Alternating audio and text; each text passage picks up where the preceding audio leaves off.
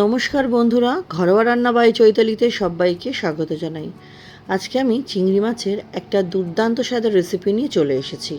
এই রেসিপিটার জন্য আমি একটা কড়াই নিয়ে নিয়েছি। কড়াইটা গ্যাসে দিইনি কিন্তু। কড়াইটার মধ্যে প্রথমেই দিয়ে দিলাম হচ্ছে বেছে ধুয়ে রাখা 200 গ্রাম মতো চিংড়ি মাছ।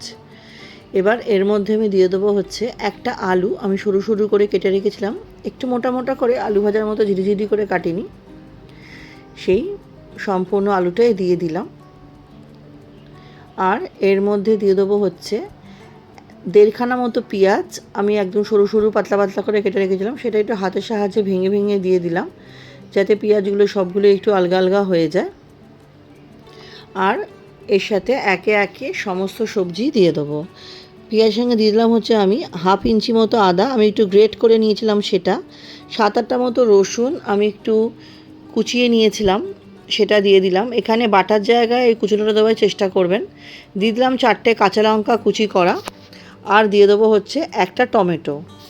দিয়ে অল্প একটু নুন, হলুদ আর তেল দিয়ে পুরো সবজিগুলো চিংড়ি মাছের সাথে ভালো মতো মেখে নিতে হবে। হ্যাঁ, এটা হাতে মাখা চিংড়ি মাছ বা চিংড়ি মাছের বাটি চচ্চড়ি বলতে পারেন।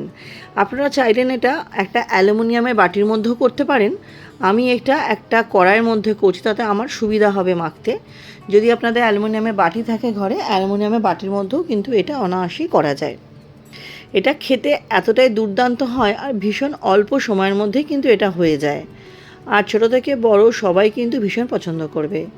ঝালটা কিন্তু অবশ্যই আপনাদের স্বাদ অনুযায়ী দেবেন। আমি কিন্তু এখানে শুধুমাত্র রঙের জন্য কাশ্মীরি লঙ্কার গুঁড়ো দিয়েছি 1 চামচ, আর জিরে গুঁড়ো ধনে গুঁড়ো কিছুই দিইনি, আপনারা চাইলে দিতে পারেন। এবার তেল দিয়ে এটা এবার ভালো মতো মেখে নিতে হবে,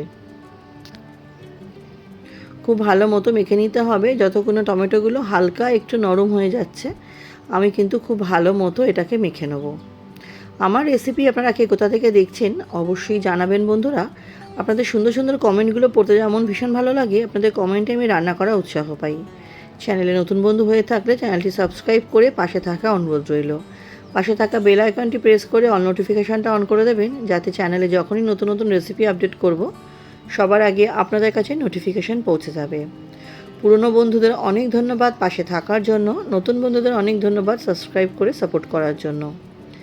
আর যারা এতক্ষণ আমার চ্যানেলটা দেখা শুরু করেছেন কিন্তু লাইক দিতে ভুলে গেছেন, অবশ্যই লাইক দিয়ে দেখা শুরু করবেন। আর রেসিপিটি ভালো লাগলে অবশ্যই প্রিয়জন বন্ধুবান্ধবের সাথে শেয়ার করে দেবেন। দেখুন আমার মাখা হয়ে গেছে। এবার আমি এর মধ্যে দিয়ে দেবো হচ্ছে জল। আমি ছোটো বাটির 1.5 বাটি মতো জল দেবো। হাতে যেটুকু মশলা লেগেছিলো এটাও ধুয়ে একেবারেই এর মধ্যে দিয়ে দিলাম।